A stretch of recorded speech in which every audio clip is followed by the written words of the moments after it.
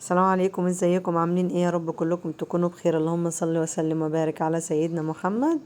النهارده باذن الله هعمل غدا كده ايه خفيف وسريع وبسيط وفي نفس الوقت طعمه ايه حلو، وولادي بيحبوه جدا.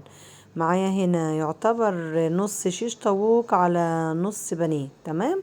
يعني صدور على وراك مخليه مغسوله طبعا ومتنضفه، وانا مقطعتها كويس جدا. هنزل هنا بحبه زبادي، كم معلقه زبادي كده.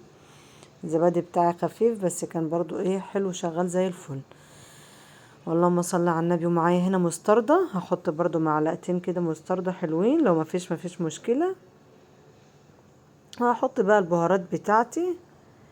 إيه هحط ايه؟ اللهم صل على النبي. فلفل اسود، كاري، شطة، جنزبيل، بهارات فراخ، بابريكا، ملح، كركم، حبة كمون، حاجة بسيطة كده من كل حاجة، يعني نص نص معلقة كده. بس الكمون بحط ايه اقل. تمام. وهعصر كمان ليمونة. بس هنا بقلب التتبيلة بتاعتي كويس عشان كلها تاخد من طعم واحد يعني. بعد كده هنزل عليها بالشيش بتاعي اللي انا مقطعاه.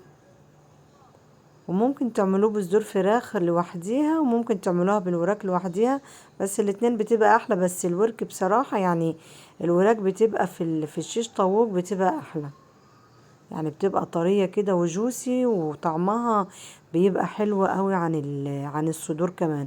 الاتنين حلوين بس الوراك بتبقى احلى. وهنا ليمونة نسيت احطها.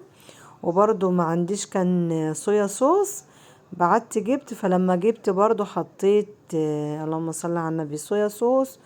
وبرضو قلبت التتبيلة كده بيبقى حلو معاه. هنا هعمل بقى حبة رز ريزو كده حلوين. معايا هنا زيت حطيت فيه اللهم صل على النبي كاري وكركم وبابريكا وبهارات فراخ، ونزلت عليهم بمعلقتين ايه من الصويا صوص، تمام. وقلبتهم شوية كده، وبعدين نزلت بالرز بتاعي قلبه. معايا بصلة مبشورة برضو قلبتها كده في قلب الرز. وهنا كنت بحط الملح بتاعه وزودته مية سخنة، وكانوا حبة رز ما شاء الله ملهمش حل. هنا الرز بتاعي بقى هسيبه يغلي كده لغاية اما يتشرب المية بتاعته. بعد كده ههدي عليه النار خالص لغاية اما يستوي، زي الرز اي رز بتعمليه بتخليه يغلي كده لغاية اما يتشرب المية بتاعته، بعد كده بتهدي عليه النار. هنا بقى كنت خلاص كده بعمل الشيش بتاعي انا، ولا حطيت بصل ولا فلفل ولا اللهم صل على النبي ولا طماطم ولا اي حاجة، عملته بس فراخ بس.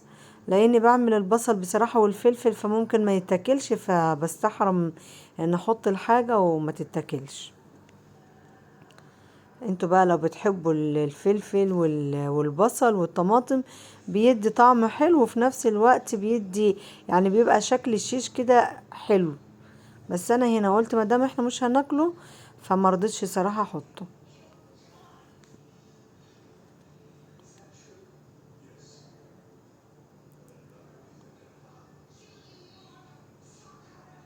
هو برضو ما عملتش الكمية كلها، يعني يعتبر عملت كام واحدة كده بس على قد ما اتغدى انا وولادي. وقلت اخلي الباقي ايه بكرة بامر الله نكمله كده نتغدى بيه يعني.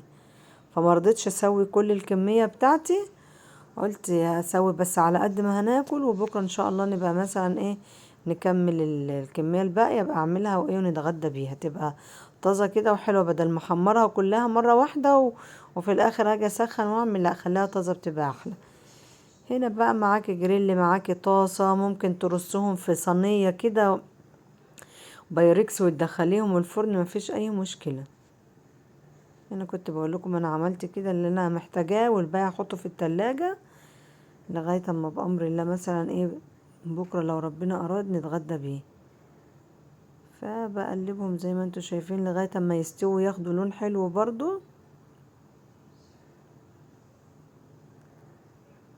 ما بين وقت والتاني كده بقلبهم. هنا كان خلاص استووا، بس كان ما شاء الله طعمه حلو جدا، والتتبيلة حلوة قوي. التتبيلة دي برضو تنفع للبانيه، تنفع للفراخ المشوية، تنفع لأكتر من حاجة، يعني تتبيلة حلوة قوي وطعمها كان ما شاء الله جميل. والشيش كان طعمه حلو، او عملت كده طبق رز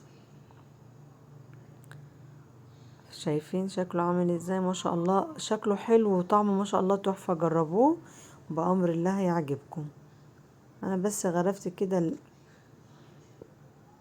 ليا انا وبنتي، كان ابني تحت ما كانش معانا يعني، فلما طلع بقى غرفت له. فبس هو طبق السلطة وطبق الرز والشيش كده زي الفل.